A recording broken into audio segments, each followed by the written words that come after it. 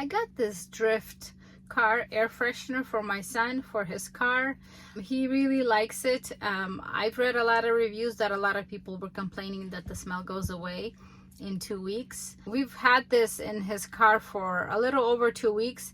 The smell is still there and it smells amazing. It's not very strong and it's just the right smell. I also want to mention that it's infused with essential oils, so it's not going to give you a headache from all the chemicals that you're smelling. So you would take it and so you just stick it on your visor. This is how it looks like. Very nice, aesthetic, and it's not dangling in your face. So I got the Teak Scent.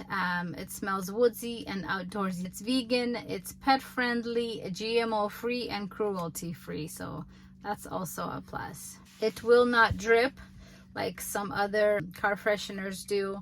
Will not ruin your car. It's great if you like to eat in your car. It kills the smell, or if you do food deliveries, it will also help with killing the smell or the odor that's in your car. This makes a great gift, a great stocking stuffer, so check it out. We really like it. And another thing I saw, some people put their own essential oils, so it's reusable and you can reuse it from time to time.